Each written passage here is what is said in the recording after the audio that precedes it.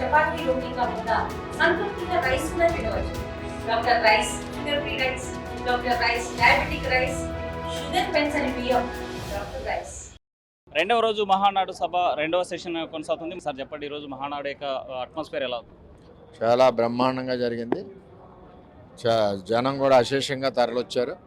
తీర్మానాలని అవిని party అభివృద్ధి గురించి, అదేవిధంగా రాష్ట్ర అభివృద్ధి గురించి, రాబోయే రోజుల్లో పార్టీని ఏ విధంగా అభివృద్ధి చేయాలి, ఈ కార్యక్రమాలన్నీ కూడా డిస్కస్ అయ్యి ఎప్పుడు నుంచో కోరిక రాయలసీమ ప్రజలకి ఇక్కడ కడపలో పెట్టాలని, అది కూడా చంద్రబాబు నాయుడు గారు మరి ఎక్కువ మెజార్టీ ఇచ్చారు. ఇక్కడ కడప ప్రజలు కూడా పార్టీ అంటే చాలా బలంగా ఉంది కాబట్టి ఇక్కడ ఈ కార్యక్రమం పెట్టడం జరిగిందని చెప్తే, గత మహానాడుకి ఈ మహానాడుకున్న ప్రత్యేకత ఏంటి? ప్రతి మహానాడుకి పోలిక లేదు.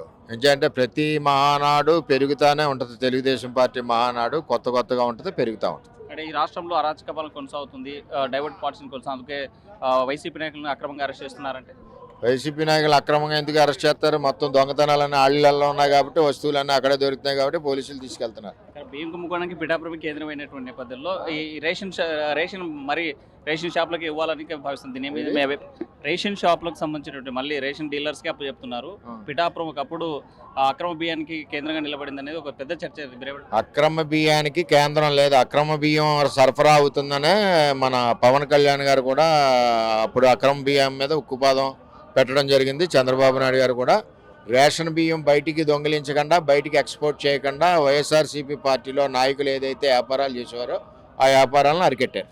మొత్తంగా ఇప్పుడు ఈ మహానాడు సంబంధించి కొత్త నాయకత్వం రాబోతున్న కీలక బాధ్యతలు లోకేష్ గారు చెప్తారు. దీని మీద కార్యకర్తల అభిష్టం మేరకు నిర్ణయాలు చంద్రబాబు నాయుడు గారు తీసుకుంటారు. మొత్తంగా చూసుకుంటే మహానాడు వేదికగా కార్యకర్త నిర్ణయాల మేరకు నాయకత్వం ఉంటుందని చెప్పేటువంటి పరిస్థితి. వేడిజల్లి సుధాకర్తో హుస్సేన్, RTV కడప మహానాడు నుండి. For latest updates on India Pakistan, download RTV Live app